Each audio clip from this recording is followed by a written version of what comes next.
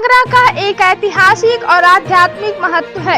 यह जहां दशरथ पुत्री शांता का श्रृंगी ऋषि की पत्नी के रूप में निवास रहा है, वही सनातन संस्कृति में विश्वास रखने वालों के आराध्य महर्षि परशुराम और उनके पिता जमदग्नि ऋषि की तपोभूमि भी रही है।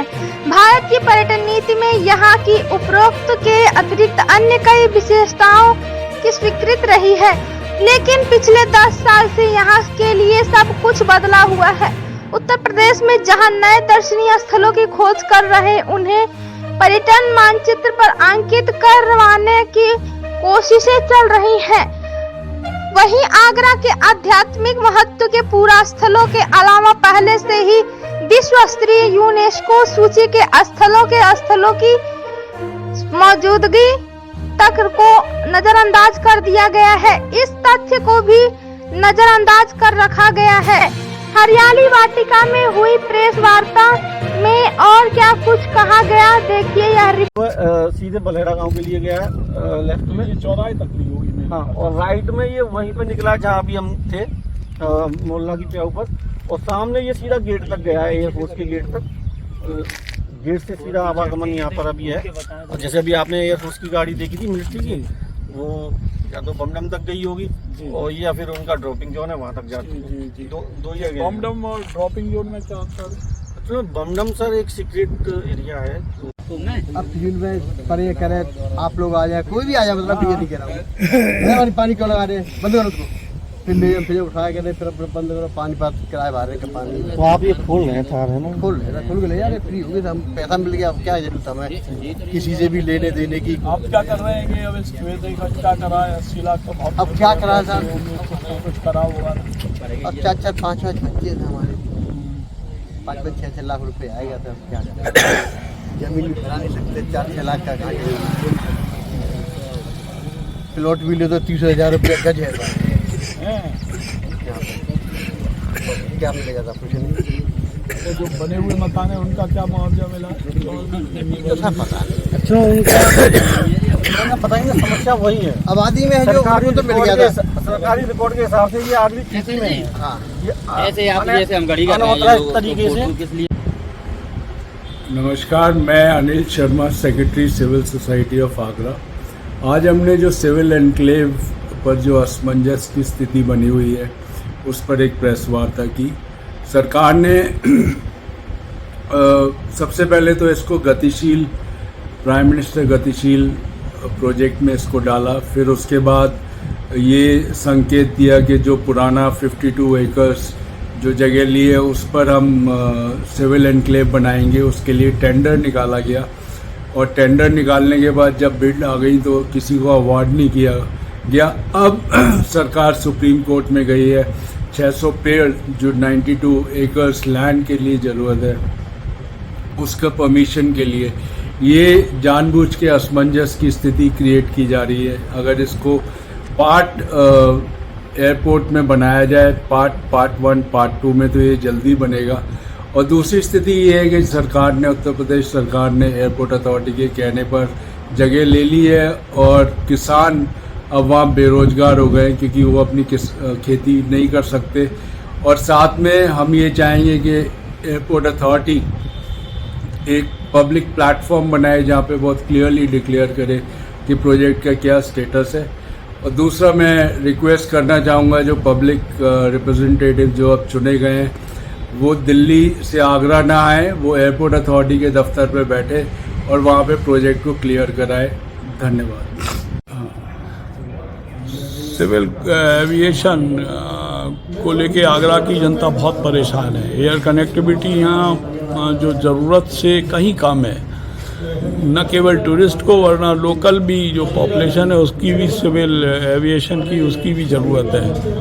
एक क्लियर प्रोजेक्ट है, धनौली में सिविल एयरपोर्ट शिफ्ट होना है, इसको क्यों नहीं करा रहे हैं?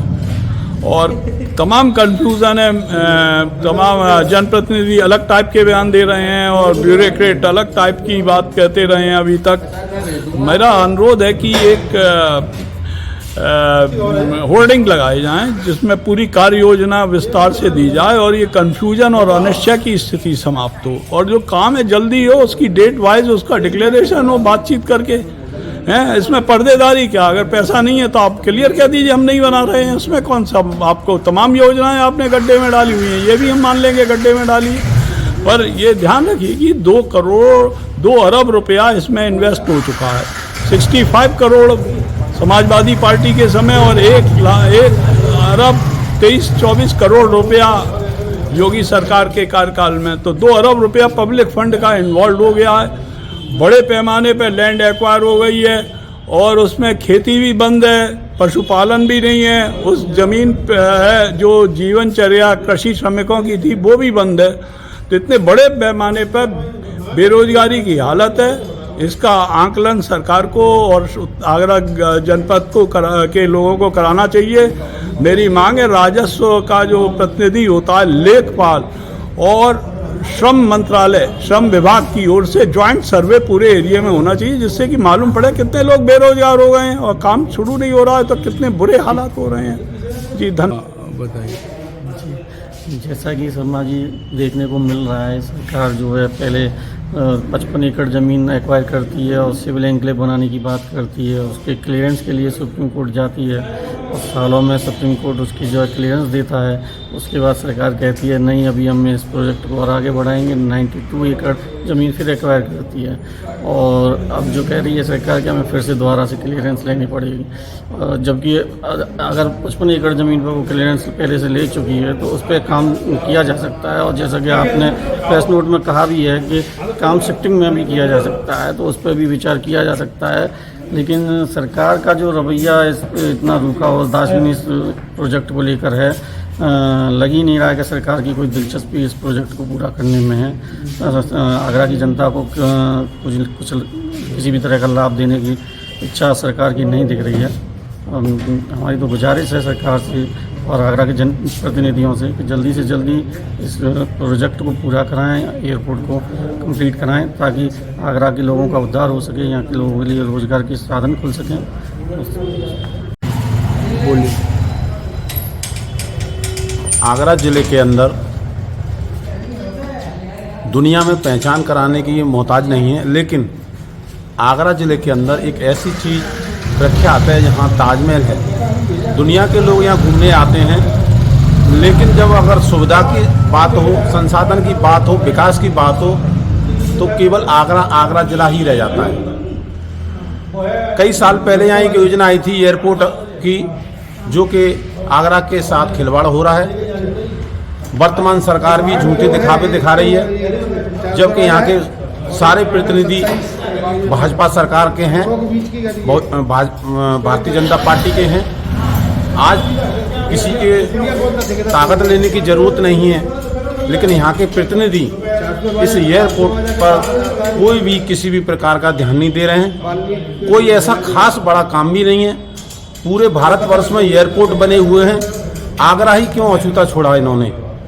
कोई न कोई ये दिखावा छल जो आए दिन कर रहे हैं, चाहे बैराज की बात हो, चाहे ताजमहल के आसपास ताज टूरिज्म की बात हो, एयरपोर्ट अथॉरिटी की बात हो, लेकिन आगरा में आज तक कोई ऐसा बड़ा काम करके नहीं दिखाया जिसकी आवाज़ सिविल सोसाइटी समय समय पर उठाती रही है।